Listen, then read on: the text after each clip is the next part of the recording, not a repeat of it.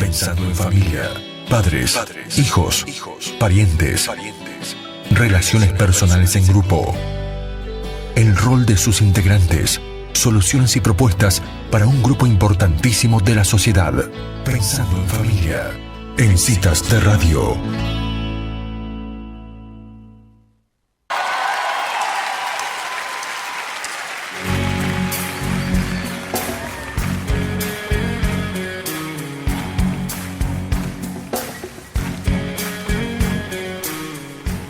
Hay temas que siempre me interesan, Pao. Como por ejemplo la educación, el respeto, el cuidado de lo público. Y me llamó mucho la atención, el domingo pasado vi un extracto del libro La falta de respeto de Sergio Sinay en la revista del diario La Nación, la revista dominical. Así que bueno, estamos al habla ahora con el autor del libro, Sergio Sinay. Sergio, muy buenas tardes, ¿cómo estás? Muy buenas tardes, mucho gusto de volver a conversar con ustedes.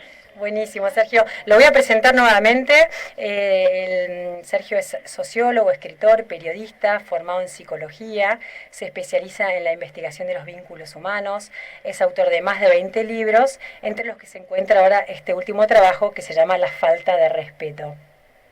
Y leyendo un adelanto de este texto, uno de los capítulos del libro, lo primero que me llamó la atención es que usted hace como una distinción entre lo que es la autoridad y el respeto. ¿En qué estaría basada esta diferencia, Sergio?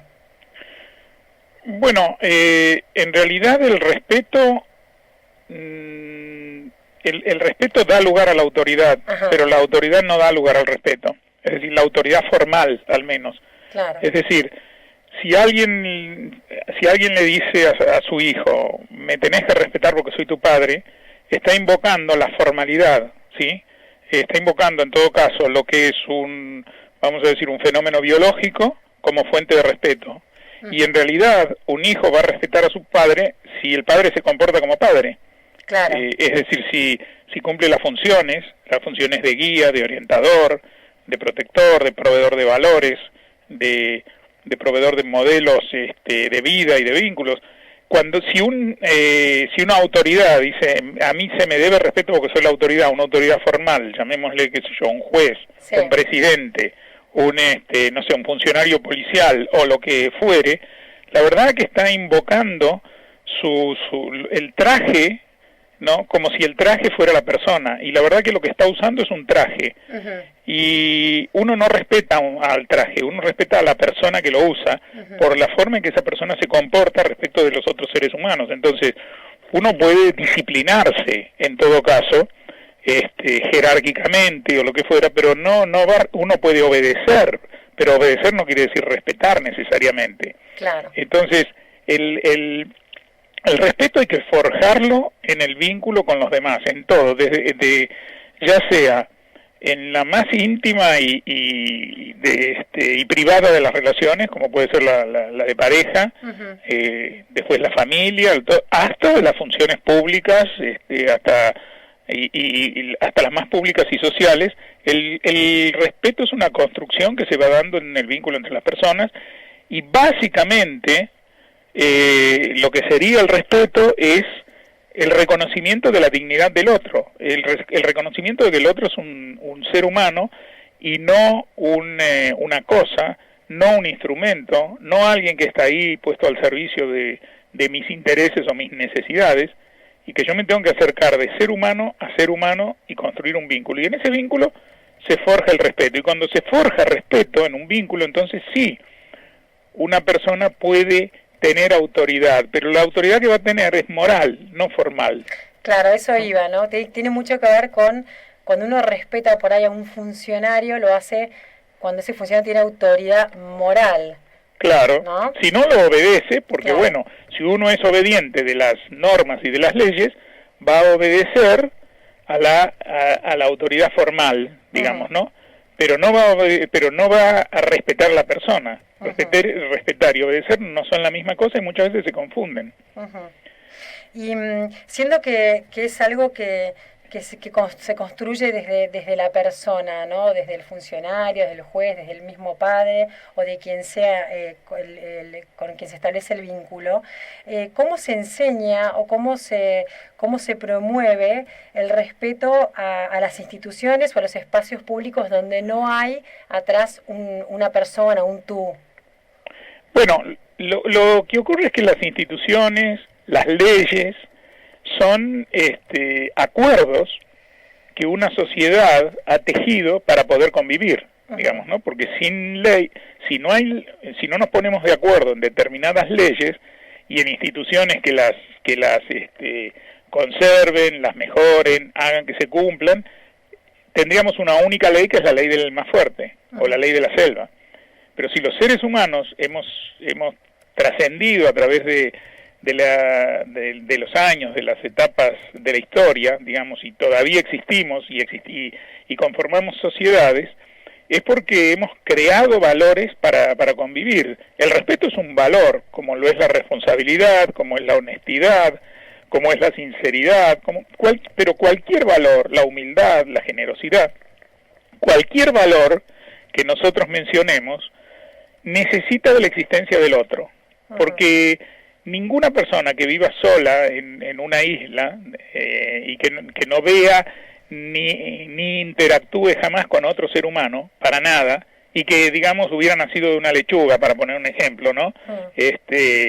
Un ejemplo imaginario, y por lo tanto no tiene jamás un contacto con un ser humano, para esa persona, palabras como honestidad, generosidad, confianza, responsabilidad, respeto no significa absolutamente nada, porque todos los valores, los que llamamos valores, en realidad son hacia el otro y desde el otro. La responsabilidad es hacia el otro y del otro hacia mí, el respeto es hacia el otro y del otro hacia mí, la humildad, la generosidad, todo. Si quitamos al otro, al prójimo, al conciudadano, al compatriota, al familiar, al hijo, a la pareja, si quitamos al otro con el que convivimos en los distintos aspectos de la vida, los valores no quieren decir nada. Pero para convivir, siendo todos diferentes como somos, y que no se imponga el capricho de cada uno, es que surgen las instituciones, es que surge la ley, porque ¿cuál es la función de la ley? No es beneficiar a cada persona, sino de alguna manera la función de la ley es recortar un poquito a cada persona para beneficio de todos. Porque si todos respetamos la ley, hay cosas que no vamos a poder hacer y nos gustaría hacerlas. Hay cosas que no vamos a poder tener y nos gustaría tenerlas. Pero si lo respetamos, como esto y todos actuamos igual, lo que vamos a poder hacer es convivir y saber que estamos respaldados por un acuerdo, por un pacto social que hemos hecho entre todos. Cuando esto se rompe, este pacto o este tejido se corta en algún punto, empezamos a tener una sociedad donde las personas, en lugar de estar tramadas en un vínculo, empiezan a ser puntos aislados, empiezan a ser como islas, puntos de egoísmo, puntos de primero yo, puntos de donde el deber se considera donde el derecho se considera antes que el deber, digamos, ¿no? Y yo creo que en una sociedad que respeta las normas con las que aceptó convivir y gracias a las cuales todavía existe, no solo como sociedad, sino cada individuo como individuo, lo que tiene que poner adelante son los deberes, no los derechos. Aunque no se pueden separar los derechos y los deberes, primero van los deberes, porque los deberes tienen que ver con el otro. Siempre nuestros deberes son hacia los demás, mientras que los derechos son los deberes de los otros hacia nosotros. Y si yo empiezo por mis derechos, es probable que nunca me acuerde de mis deberes, que me quede muy centrado en mí, y en mis derechos, y en mi ombligo, y en lo demás. Entonces, primero son los deberes y después los derechos. Y un primer deber que tenemos es el de respetarnos, porque el respeto es un deber. Por ejemplo, el amor no es un deber, ¿no? Uno no está obligado a amar a todo el mundo. Vamos a amar a las personas que amemos, a las personas con las que vayamos construyendo vínculos de amor. No se ama instantáneamente y no se puede amar a ciegas, porque si uno ama a todo el mundo, ¿a quién ama? ¿No? Al final no ama a nadie, ama a una fracción. Pero el respeto sí es obligatorio. El respeto es independiente de si yo amo o no amo a una persona. Si yo a una persona que la amo, la voy a respetar, sin duda que la voy a respetar. Pero a una persona que respeto, no necesariamente la voy a amar. No estoy obligado a amarla por esto. Estoy obligado a respetarla porque es una persona como yo, y como ella está obligada a respetarme a mí, y desde ese lugar podemos empezar a construir una convivencia que le permita a cada uno desarrollar lo mejor de sí en un conjunto. Claro, en este sentido, por algo es tan corrosiva la corrupción, ¿no? Porque claro, básicamente es una falta de respeto a un otro, a la dignidad de los otros, en masa. a la dignidad de los otros. El corrupto se olvida que vive entre otros, que necesita de ellos, porque todas las personas necesitamos de alguien. Nadie es omnipotente, no existe la omnipotencia, aunque muchas personas se crean omnipotentes. Olvida la dignidad del otro y se apropia de lo que es de todos en beneficio de sí mismo, y convierte a los demás, por lo tanto, en instrumentos a su favor. Claro. Al que hace un aporte, al que paga un impuesto, a todos les falta el respeto masivamente a cada persona y a la sociedad en la que vive. Lo mismo cuando no hay justicia. Cuando no hay justicia se está desconociendo la dignidad del otro también, la dignidad de los otros. Entonces, quien está a cargo de la justicia y no es justo, la verdad es que está desconociendo la dignidad del otro. Y así con todo. Por lo tanto, yo creo que hay que rescatar la noción de respeto, partiendo de la idea de que el respeto no son solo las buenas costumbres, ¿no? Porque muchas veces se cree que el respeto pasa por una cuestión formal, de tener buenos modos, buenas costumbres.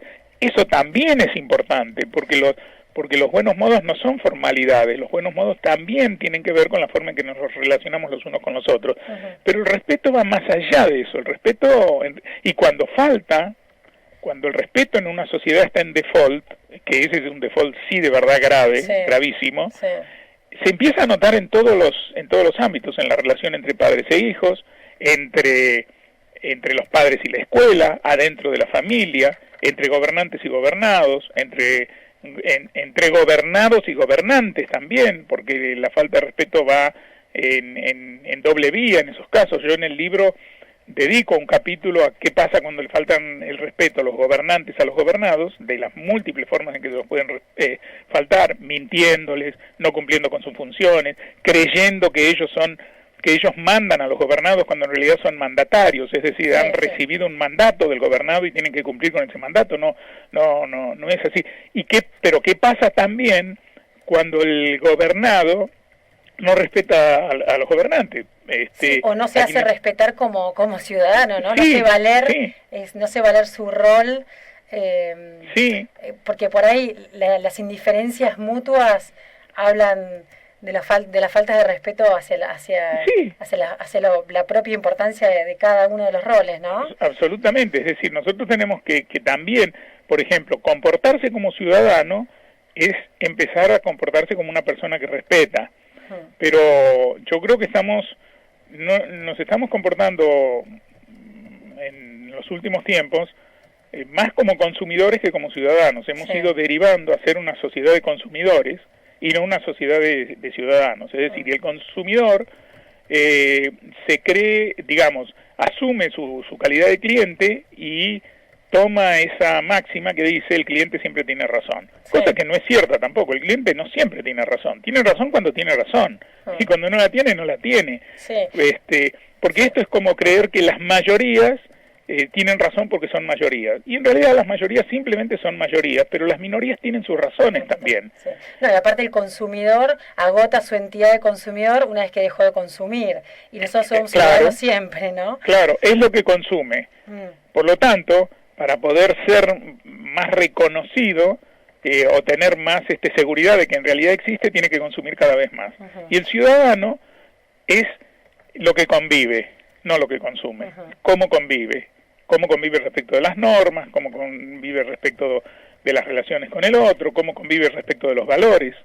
Entonces, el respeto también cuando nosotros nos convertimos en consumidores, estamos más expuestos a la falta de respeto, y esto también yo esto lo tomo en el libro, cómo se nos falta el respeto como consumidores y se nos toma solamente como compradores. Porque nunca tenemos devolución. Por ejemplo, si yo como consumidor quiero hacer valer mis derechos, a mí no me defiende. El Estado, aunque formalmente existan organismos de defensa del consumidor, No, yo no soy jamás defendido como consumidor, y por supuesto que las empresas, por más que pongan sus números de atención al cliente y todo lo demás, nunca responden, porque una vez que consumiste, fuiste. Claro. ¿No? Este sería el lema. Vos ya Sí. lo compraste, ahora no tenés ningún derecho. Sí, quizás a veces las respuestas vienen más que nada, ahora me da la sensación por que están un poco más expuestas con esto de las redes sociales, entonces uno puede hacer una declaración negativa hacia una empresa y tiene un Sí. impacto más masivo, pero definitivamente tiene que ver más con la imagen de la empresa que con el respeto hacia el consumidor, Sí, ¿no? exactamente. Ahora, sí, ya que se mencionan las redes sociales, es cierto que las redes sociales tienen ese costado positivo por ahí, ¿no?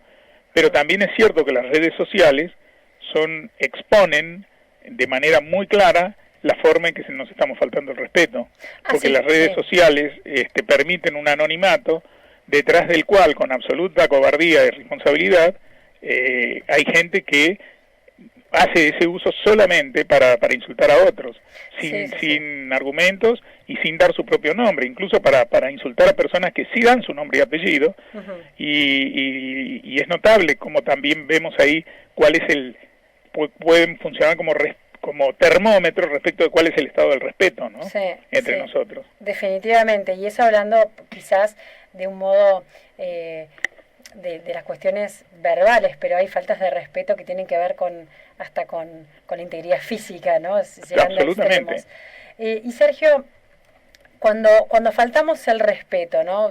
Voy a dar entre el yo y el tú, porque sé Sí.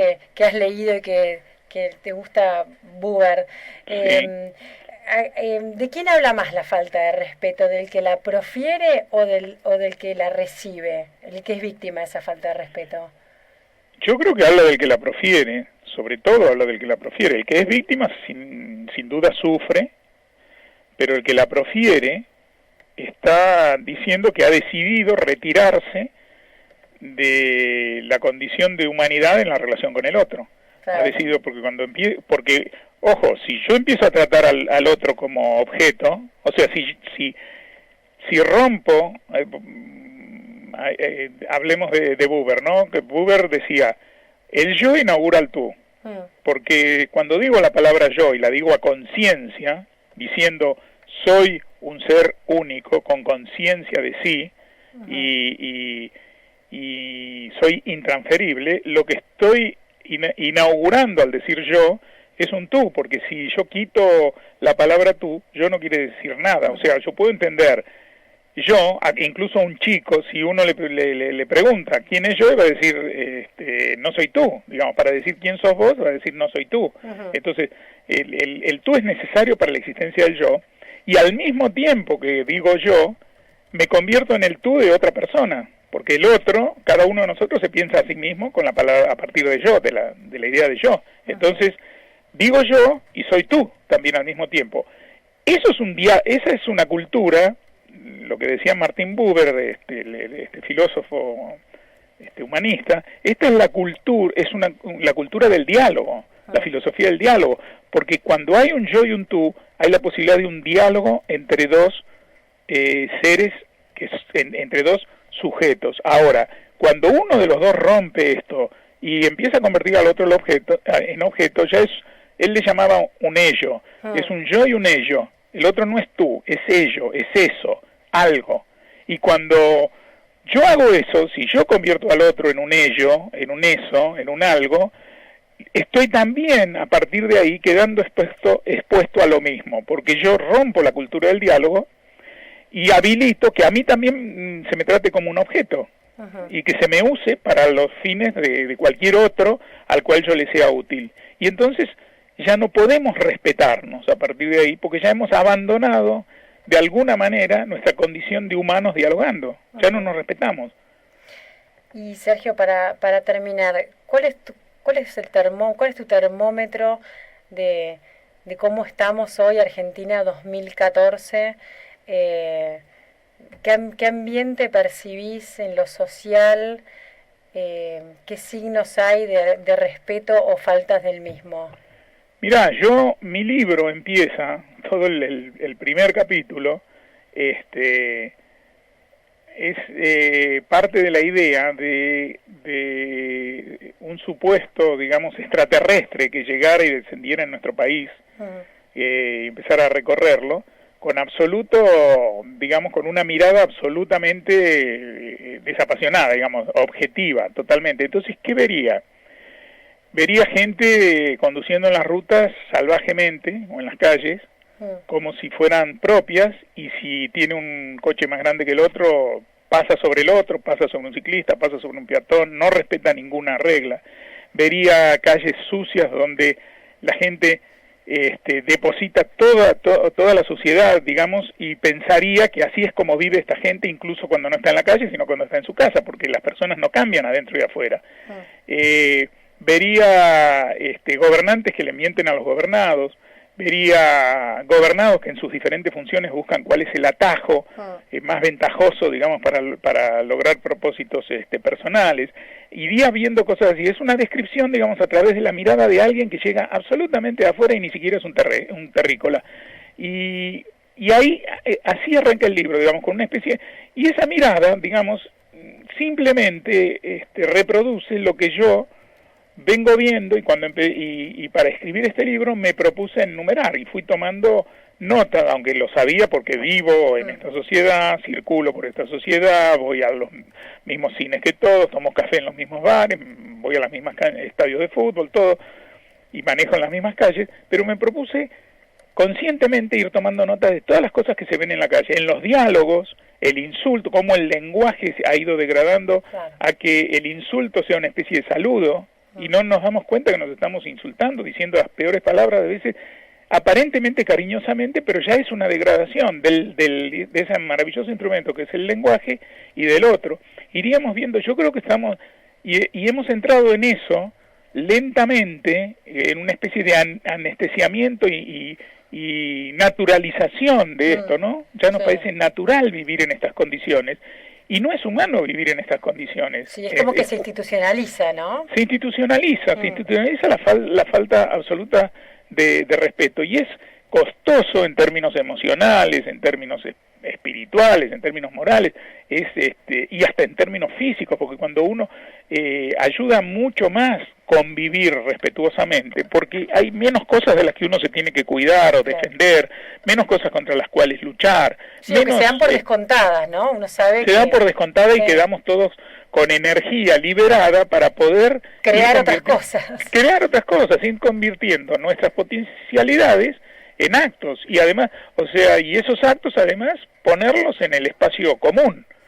Así que yo creo que eso tiene un costo, por eso hablaba de la palabra default, que está tan de moda ahora, porque los default económicos se contabilizan en números, pero el default moral, como es la falta de respeto, no hay número que lo contabilice, pero son vidas que de alguna manera se degradan, y es una lástima, digamos, porque tenemos una vida y no nos ayudamos entre nosotros para que esa vida sea lo mejor posible.